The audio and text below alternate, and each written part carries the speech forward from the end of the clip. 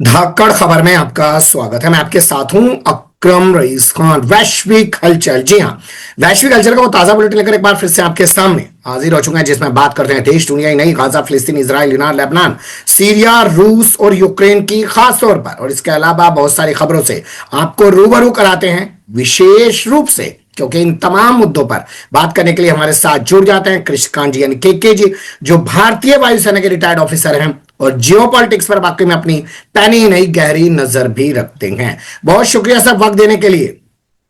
Thank you mister अकरम। लगता है बारिश ने आपका दौरा एक तरीके से किरकिरा कर दिया है। अब किरकिरा कहें जो भी कहें बड़ा मुश्किल होता है। अभी आधे घंटे पहले तक तो बारिश हो रहा था, बाहर जाना मुश्किल है, शाम में शायद थोड़ा मोड़ा निकलूं, लेकिन बारिश का मजा लें तो एक अलग बात है। लेकिन मैं जो घूमने का जो प्लान बनाया था दोस्तों से, उसमें गड़बड़ी जरूर हो रही है जी। आपका घूमना वैसा घूमना नहीं होता है। मैं अपने व्यूवर्स को बता देता हूं कि जैसे लोग सैर सपाटे पे जाते हैं सर, जहां भी पहुंचते हैं वहां की सामाजिक स्थिति, वहां की भौगोलिक स्थिति, वहां की राजनीतिक स्थिति, तो मैं अगर आपसे पूछूं, हल्की फुल्की जैसी भी बात हुई हो, राजनीतिक तौर पर क्या बदलाव होगा पंजाब में? देखिए, दो चार लोगों से जो मिला हूं, मुख्यतः जो बातें करता हूं अपने दोस्तों को छोड़ के, वो टैक्सी ड्राइवर, चाय वाले दुकान किनारे में बैठे, मैं भी बैठ गया, चाय पिया एक दो कप, तो ऐसा लगता है कि वो आम आदमी पार्टी से नाराज है। लेकिन वह कंफ्यूज है कि आगे क्या होगा, कौन आएगा नहीं आएगा। और खासकर जो वोट चोरी की कहानियां चल रही है, उससे उनमें या तो हताशा है या गुस्सा है। और यह निर्भर करता है आने वाली राजनीतिक दलों पर कि इस नए सामाजिक परिवर्तन का, जो सोच में परिवर्तन आ रहा है, उसका कैसे वो उपयोग करें जी। बिल्कुल आप सही कह रहे हैं। देश के बहुत बड़े हिस्से में बाढ़ है, लोग मर रहे हैं, तबाह हैं, खाने तक का सामान उनको नहीं मिल पा रहा है। लेकिन नरेंद्र मोदी को मेरी मां का अपमान कर दिया, देश की मां का अपमान हो गया, देश की बेटी का, बहन का अपमान हो गया है, ये मुद्दा बनाकर बिहार चुनाव पर अपनी सत्ता हथियाने के अलावा कुछ भी सवार होता हुआ नहीं दिख रहा है। खैर, अब विधिवत रूप से बुलेटिन की शुरुआत कर रहे हैं। पहला जो अपडेट आ रहा है वो काफी महत्वपूर्ण है। आजकल जमाना आ गया एआई का, हर बच्चा एआई के करीब जाना चाह रहा है। माँ बाप भी चाहते हैं कि हमारा बच्चा एआई एक्सपर्ट बन जाए, लेकिन एक बच्चे की मौत के बाद एआई को जो चलाती है कंपनी जिसका नाम है एआई ओपन, उसको अपनी पॉलिसी में कोई बदलाव करना पड़ा सर शायद। हुआ यूं कि ये 16 साल का लड़का, और चैट जीपीटी से आप जिस तरह की बातें करते हैं उसी तरह की चीजें आने शुरू होती है। आप यदि गर्लफ्रेंड ढूंढ रहे हैं तो गर्लफ्रेंड बन के आपको जवाब देगा। आप यदि एक मोनोटोनस या बड़ा ही उबाऊ बात कर रहे हैं तो उस तरह का जवाब देगा। और ऐसा लगता है कि आपका मानसिक रूप से एक तरह से टूट हो रहा है तो वह भी उसी तरह का देगा, आपको बचाने की कोशिश नहीं करेगा। और इस 16 वर्ष के बच्चे ने अंततः आत्महत्या कर ली कैलिफोर्निया में। और जब इस बच्चे के मां बाप ने, मैट एंड मैट कुछ नाम है उनका, वह जब कोर्ट में गए तो अब चैट जीपीटी ने दुख अपना, जो भी इसका ओनर है, दुख व्यक्त किया और कहा कि अब ये उसके ऊपर पेरेंट्स लॉक लगाएंगे, जैसे किस अन्य सोशल मीडिया वगैरह पे होता है। तो पेरेंट्स लॉक क्या लगाएंगे, तो मतलब जो भी उसका अकाउंट है, मान लीजिए मेरा बच्चा है 16 साल का या बच्ची है 16 वर्ष की, तो उसका अकाउंट मेरे अकाउंट से जुड़ा होगा, मुझे पता चलेगा किस तरह की बातें कर रही है। एक तरह से कंट्रोल होगा। यह कंट्रोल कितना इफेक्टिव होगा मुझे कहना मुश्किल है, मेरे समझ अभी तो ना ही होगा। चैट जीपीटी का कहना है कि आने वाले समय में सीखेंगे तो और करेंगे।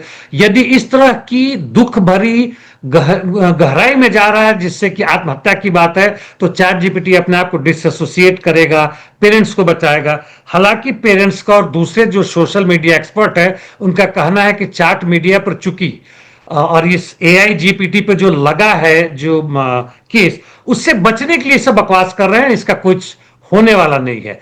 तो जब तक समाज की स्थिति नहीं बदलती है और जिस सड़ांध के कारण हम इसका उपयोग कर रहे हैं, तो वही है कि चाकू से सब्जी काटो, मटन काटो, या दूसरे का गला काटो, या खुद ही आत्महत्या कर लो जी। सच्ची बात आपने कही है कि मामला अदालत में है, तो बचने के लिए कुछ तो अपने आप को उदारवादी दिखाना पड़ेगा। अगली खबर फ्रांस से है। चाकू मारा 5 लोगों को और पुलिस ने चाकू मारने वाले को हलाक कर दिया। हाँ, वो उसने शुरुआत की थी कहने के लिए ट्यूनीशिया का आदमी है, यहां पर इसको डिप्लोमेटिक वीजा मिला हुआ था, डिप्लोमेटिक नहीं, वीजा मिला हुआ था कि यहाँ के नागरिक की तरह रह सकता है, कई वर्षों से रह रहा है। और होटल से शुरू की उसने, वहां के मालिक और उसके बेटे को मारा, बाहर निकला और लोगों को मार रहा था, अंततः खुद ही मतलब उसने पुलिस ने उसे ढेर कर दिया रोकने के लिए। तो यह पागलपन जो है एक तरह से जो आ रहा है पूरी दुनिया में समाज का, ना कुछ करने की हताशा में आत्महत्या करने या दूसरों को मार देना, यह बढ़ रहा है जी। लेकिन यहाँ पे आपको नहीं लगता कि एक सवाल बहुत महत्वपूर्ण हो जाता है, इसके पास कोई ऐसी हथियार तो था नहीं कि जो स्वचालित था, चाकू था, कब्जे में किया जा सकता था, इसको जान से मारने की जरूरत क्या थी? ये एक तरह से चीजें आ रही हैं, केवल यही नहीं, अमेरिका और अन्य देशों में, कि जो मिनोरिटीज के लोग हैं, दूसरे कलर के, व्हाइट छोड़ के दूसरे हैं, तो उनमें अपनी जान गंवाने की कोशिश नहीं करनी है। जैसे कि गर्दन के ऊपर उसको पटक के और गन के साथ उसको लगाना ताकि उसको हम बिल्कुल न्यूट्रलाइज कर दे, भले बेहोश हो जाए, मर भी जाए, लेकिन अपने ऊपर खतरा नहीं आना चाहिए। यह चीजें वहां के पुलिस को सिखाया गया है, जो इजराइल से होते हुए अमेरिका में और दुनिया के अन्य देशों में, भारत में भी चीजें हो रही है। जो हमने देखा था CA-NRC के आंदोलन में, जो हमने देखा था हमारे किसानों के आंदोलन में, कि किस तरह से बेरहम होकर पुलिस इस तरह से आक्रमण कर रही है जैसे हमारे दुश्मन हो जी। बिल्कुल आप सही कह रहे हैं सर। 5 साल बीत चुके हैं, उमर खालिद अंदर है, शर्जील इमाम अंदर है, आज भी उनको जमानत नहीं दी जा रही है। और यहां पे आपको बता दूं कि जब वो गाजा की नाकेबंदी तोड़ने के लिए फ्लोटिला जहाज लेकर ग्रेटा थंबर्ग आई थी पिछली बार, अभी और भी आ रहे हैं वो लोग, तो उसमें एक काले रंग का आदमी था, अमेरिका का था, उसके साथ जो जातियां की हैं इसराइल ने, वो जो दुनिया को बता रहा है कि अमेरिका से भी खतरनाक है इसराइल। खैर, अब अगली खबरों का रुख कर लेते हैं जो हमारे पास आ रही है। भारत और पाकिस्तान के बीच चल रही तनातनी से जुड़ी हुई, क्या वाकई में सऊदी अरब और इराक ने भारत को तेल देना बंद कर दिया है? भारत को नहीं, भारत की एक कंपनी है, हम्म। कंपनी का नाम है नयारा एनर्जी, जिसमें रूस का भी तेल आता है, रूस का भी, रूस के कंपनी का भी उसमें हिस्सा है, यानी मिक्स्ड है। और चूंकि यूरोपियन यूनियन ने रोक लगाया इन देशों पर कि तुम उस किसी कंपनी को नहीं दोगे जिसमें रूस का हाथ हो, यूरोपियन यूनियन हो, अमेरिका हो, तो इसलिए उन्होंने मजबूरी में इसके ऊपर लगा दिया है। और इनका कहते हैं कि 75% अभी जो आउटपुट था वो कम हो गया, यानी असर पड़ा है। लेकिन इसका मतलब ये होगा कि रूस से तेल का आयात और बढ़ेगा और कुछ नहीं होगा। और मिडिल ईस्ट के लोग जो यूरोपियन यूनियन या अमेरिका के या इजराइल के दबाव के कारण जो काम कर रहे हैं, घाटा उनको होगा, ना कि इन कंपनियों को होगा जी। बिल्कुल आप सही कह रहे हैं। वैसे इस खबर को लेकर पाकिस्तान जश्न मना रहा है। वैसे पाकिस्तान एक चीज का और जश्न मना रहा है, क्योंकि दिसंबर में पुतिन भारत आएंगे, लेकिन उससे पहले पुतिन ने शहबाज शरीफ को, यानी कि पाकिस्तान के प्रधानमंत्री को, रूस ही बुला लिया है। ये जो रणनीति है, इसमें चाइना की क्या भूमिका है सर? चाइना की मैं कहूंगा कि रीजनल ब्रोकर, यानी पावर एंड एनर्जी सेक्टर दूसरा कुछ है, उसमें काम कर रहा है। चीन से उसका बड़ा महत्वपूर्ण घनिष्ठ संबंध हमें पता है स्वतंत्रता के बाद से ही। और वह जो है चाइनीज पाकिस्तानी इकोनॉमिक कॉरिडोर है, अफगानिस्तान से सटा हुआ क्षेत्र है। आप देखिए ईरान भी बाहर आ रहा है। तो पूरे साउथ एशिया में चीन जो है रशिया को ला रहा है, एक तरह से रशिया से रिक्वेस्ट करे, गाइड करे, इंस्ट्रक्ट करे, सब मिला के। ऐसा नहीं कि रशिया इसके बाहर हो रहा है, दब के कर रहा है। और उसका संबंध पाकिस्तान से बढ़ रहा है। तो निश्चित रूप से जब पिछले SCO मीटिंग में, अभी हाल फिलहाल में जो अभी चल रहा है, उनका मिलिट्री परेड चल रहा है 80 वर्ष के उपरांत में, सेकेंड वर्ल्ड वॉर के बाद, जी। उसमें ये शरीफ जाते हैं, पाकिस्तान के प्रधानमंत्री पुतिन से मिलते हैं और बड़े ही डिप्लोमेटिक वे में, पॉलिटिकल वे में कहते हैं कि आपका भारत के साथ अच्छा संबंध है, हमें खुशी है। देखिए कहां से कहां लेके पहुंच रहे हैं। हम भी आपके साथ इसी तरह का संबंध करना चाहते हैं, बेलोरसिया से हमारा ऐसे ही संबंध है, चाइना से हमारा ऐसे ही संबंध है। तो पुतिन भी कहते हैं भाई आ जाओ, और ये अब इनको क्या चाहिए, ये भी खुश होकर जा रहे हैं। तो यह जो चीज बन रहा है पूरे के पूरे देखें तो अमेरिका और उसका कैंप वर्सेस चीन, रूस और इसका कैंप, भारत को अब इसमें निश्चित रूप से अभी मौका है कि बनाया कि भाई कि हम अमेरिकी साम्राज्यवाद के साथ जाएं, इजराइल के साथ रहें, या इनको तोड़कर केवल बिजनेस जो है ठीक है कुछ ना कुछ चलेगा, हम बिल्कुल खत्म नहीं कर सकते हैं, लेकिन जियो पोलिटिकली मिलिटरली हमें कहां जाना है जी। मैं पाकिस्तान के पीछे खड़े हुए चाइना को लेकर कुछ बातें करना चाहता हूं सर। चाइना का विदेश मंत्री इंडिया आता है 3 दिन, इतना बड़ा देश है, इतनी बड़ी इकोनॉमी है हमारी, वहां 3 दिन बिताता है, चल सकता है। लेकिन वो पाकिस्तान भी जाके 3 दिन बिताता है, उसके बाद पाकिस्तान के विदेश मंत्री और फील्ड मार्शल को चाइना बुला लेता है। बड़ी अहमियत दे रहे हैं पाकिस्तान को। और ऐसा लग रहा है कि जैसे ही ये खबर चली कि पुतिन दिसंबर में भारत आएंगे, उससे पहले इन्होंने ही ये जानबूझ के पूरा प्रपंच रचवाया कि शहबाज शरीफ को पहले रूस भेज देते हैं, क्या पता अपने दिसंबर दौरे में पुतिन ये भी ऐलान कर दे कि मैं भारत के साथ साथ पाकिस्तान जाऊंगा। तो ये सब कुछ क्या आपको नहीं लगता चाइना कर रहा है? मैंने कहा है कि जैसे चाइना इसमें कहीं ना कहीं, चाहे वो इकोनॉमिक सेक्टर हो, एनर्जी सेक्टर स्पेशली हो, तेल वहां से आ रहा है।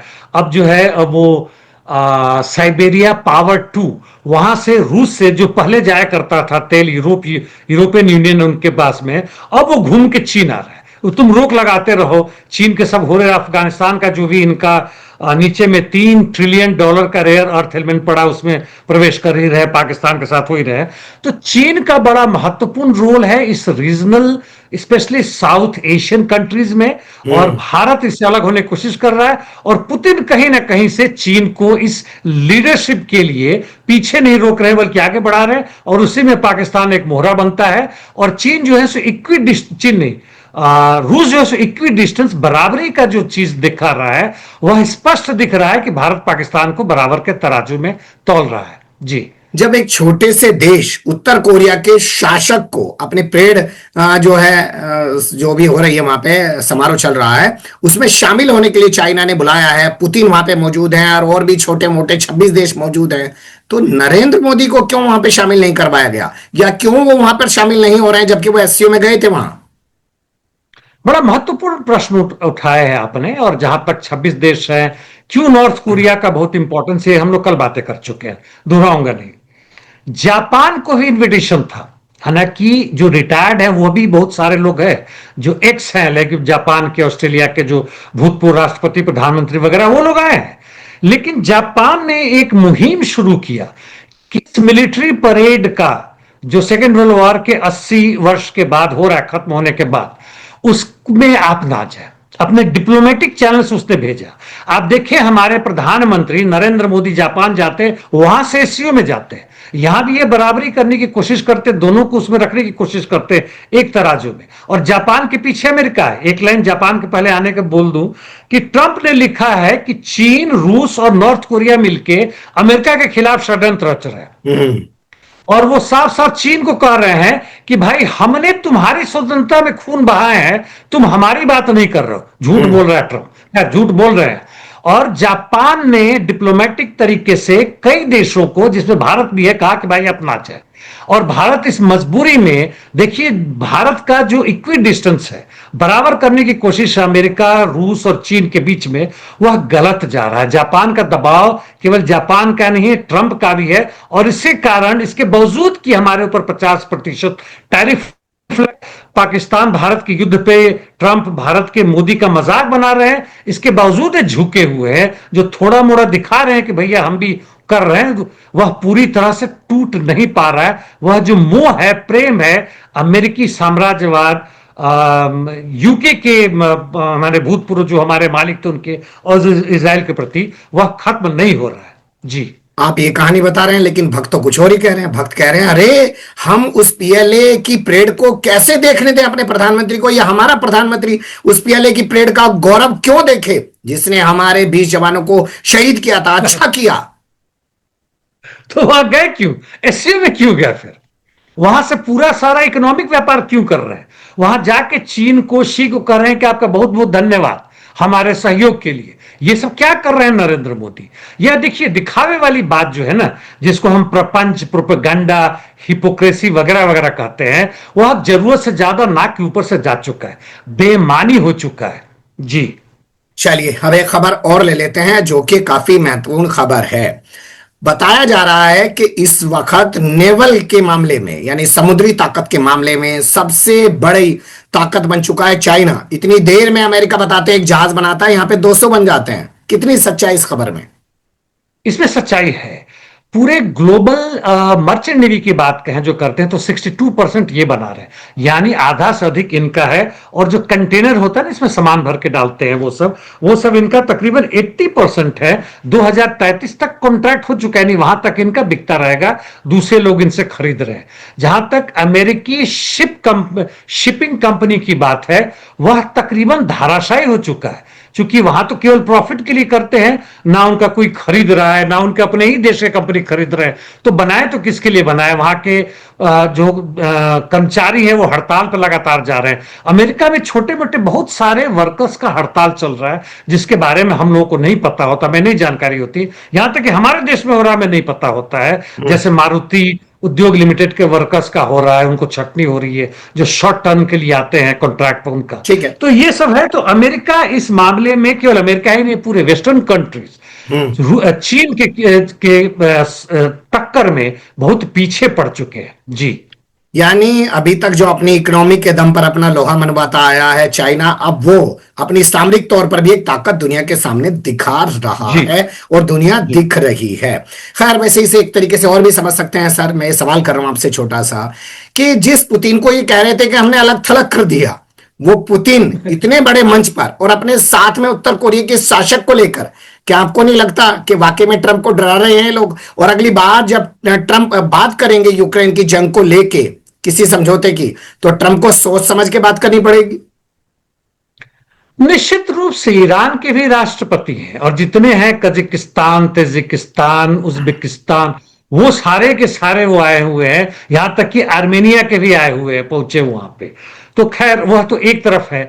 और जहां तक इनको अलग थलग करने की बात है, रूस का इकोनॉमी कहीं ना कहीं से घटा नहीं है। रूस का मिलिट्री इकोनॉमी, जो नेटो के सेक्रेटरी जनरल कहते हैं कि रूस में अब जो भी इकोनॉमी चल रहा है वह एक तरह से मिलिट्री इकोनॉमी में बदल गया, वॉर इकोनॉमी में बदल गया। वॉर इकोनॉमी का मतलब हुआ कि बेसिक रूप से पूरा देश एक होकर जितने भी चीजें बना रहे हैं, वॉर की नीड को पहले बनाते हैं, उसके साथ साथ बाकी लोगों को, जो अनएम्प्लॉयड, सबको पकड़ के लाते हैं। वो दूसरी तरफ इकोनॉमी होती है, केवल कंपटीशन और प्रॉफिट के लिए नहीं, बल्कि देश की जरूरत के लिए होती है। अरे भैया, जो भी इकोनॉमी हो, जो तुमने उन्हें अलग थलग करने की बात है, वह भस्म हो चुका, और खुद ही कहते हैं कि हम उसको अलग थलग करने में असमर्थ है। तो ट्रंप को एक बार क्या, नेटो के डिप्लोमेट कहते हैं कि ट्रंप के पास अब ऐसा कुछ भी नहीं बचा है जिससे वह रूस और यूक्रेन के बीच के युद्ध को रोक सके। यानी उनके ही अपने अलाई कर रहे हैं कि ट्रंप अब बेकार हो चुके हैं जी। चलिए, अब रोक कर लेते हैं गाजा और मिडिल ईस्ट से जुड़ी खबरों का। और सबसे ज्यादा इस वक्त जो चर्चा का विषय है, वो 44 देशों से चल रही वो कश्तियां, वो 50 जहाज हैं जो गाजा की नाकेबंदी तोड़ने के लिए गाजा की ओर अग्रसर हैं। एक दो दिन में ही वहां पर पहुंच जाएंगे। आप क्या कहेंगे इस अभियान को लेकर? वैसे तो ये सांकेतिक तौर पर ही है। नहीं, यह सांकेतिक नहीं है। यह काफी बड़े मात्रा में अभी तक जितनी भी इस तरह की कोशिशें हुई हैं कि इजराइल के, यानी आईडीएफ के उसके नाकाबंदी को तोड़ा जाए, छोटे मोटे, आपने पहले ही शुरू में कहा था कि वो जो गई हैं ग्रेटा थुनबर्ग, उनको पकड़ लिया और ऐसे ऐसे किया।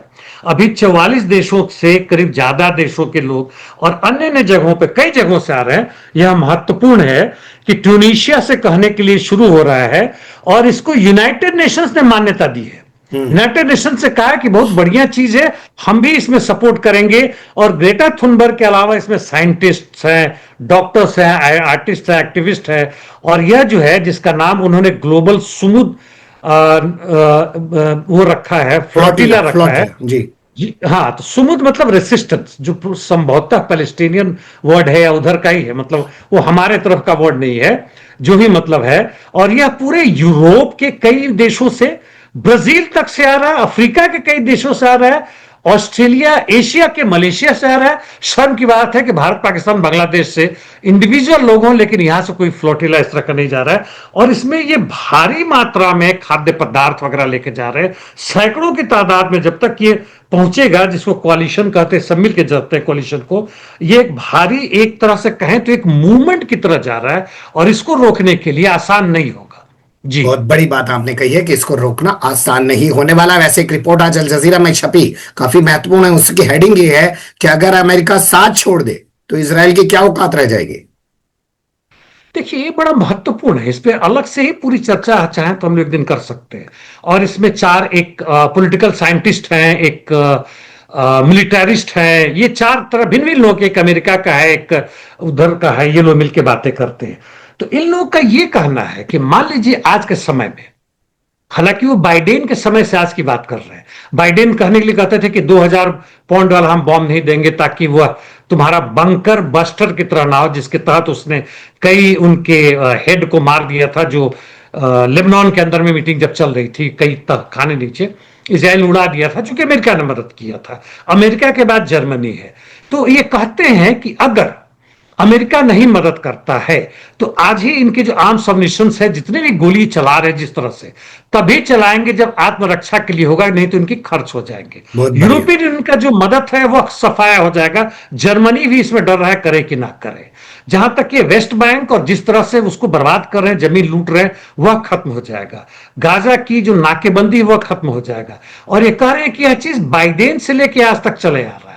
तो कहने का यह मतलब है कि यह तो कहने के लिए हाइपोथेसिस एक काल्पनिक चीज है, लेकिन यह बड़ा स्पष्ट रूप से दिखाता है कि जो गाजा में जनसंहार चल रहा है वह इजराइल नहीं है, बल्कि उसके पीछे अमेरिका है। जी बिल्कुल सही आपने कहा कि ये जो दिख रहा है सामने चेहरा वो इजराइल का है, लेकिन असल जो है वो सब कुछ अमेरिका ही करवा रहा है।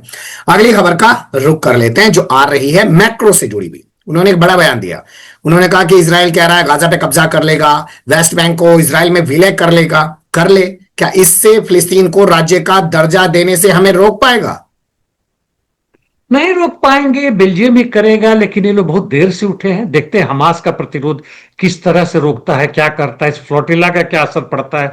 यूनाइटेड नेशंस के अन्य जगहों पे हो रहा है। यदि दुनिया की और भी जनता उठे, भारत में भी इन्होंने बना रखा है बाइकॉट इजराइल, सेव गाजा, से पैलेस्टीनियंस, और कहीं ना कहीं छोटे मोटे, यहां तक कि कानपुर तक में भी मैंने देखा ये मूवमेंट चल रहा है। लेकिन यदि मास स्केल पे होता है तो इसका असर जरूर पड़ेगा। और देखते हैं कि यूरोपियन यूनियन दिखाने के लिए जो करता है वही यदि गहराई में चले जाते, वास्तव में करते, जनता वहां की आती, तो मसला कुछ और होता। जी चलिए अब रुक कर लेते हैं ट्रंप महान से जुड़ी खबरों को। और महान ट्रंप को हम क्यों कहते हैं आप लोग जानते हैं, बार बार बताने की जरूरत नहीं है।